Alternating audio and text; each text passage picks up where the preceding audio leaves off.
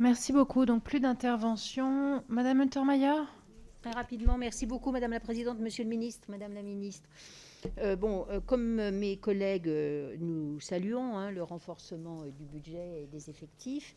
Il faut savoir néanmoins qu'avec cette augmentation des effectifs importante, qui a été enclenchée quand même depuis 10 ans et qui est importante désormais, on n'arrive pas quand même au niveau de ce qu'on connaissait en 2000. Et c'est ce que nous disent souvent les personnes présentes dans les commissariats ou les gendarmeries, en nous disant, moi, quand on a 140 personnes, on est très content maintenant et on a des voitures neuves. Pour autant, en 2000, on était 180. Je le dis simplement pour qu'on précise un peu le contexte. La deuxième chose, c'est sur les intervenants sociaux en gendarmerie et au commissariat qui ont été mis en place, et je tiens à remercier le ministre Christophe Castaner et sans doute Marlène Schiappa qui ont dû jouer leur rôle aussi dans cette longue maturation.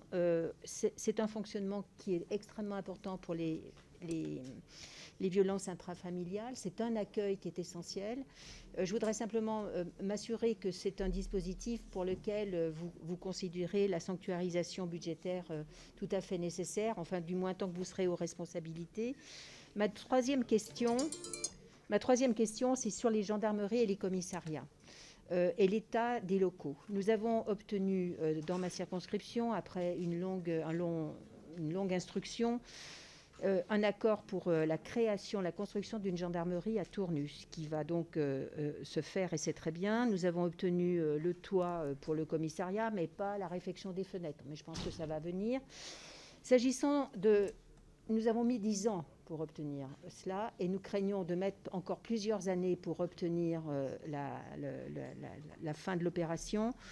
Ma question est celle qui remonte du terrain, c'est que dès lors qu'une gendarmerie est lancée, les plans adoptés, s'il y a une modification qui intervient, parce qu'il faut, de toute évidence, pour des raisons d'organisation territoriale, modifier en cours de construction ce dispositif, c'est une mission quasiment impossible.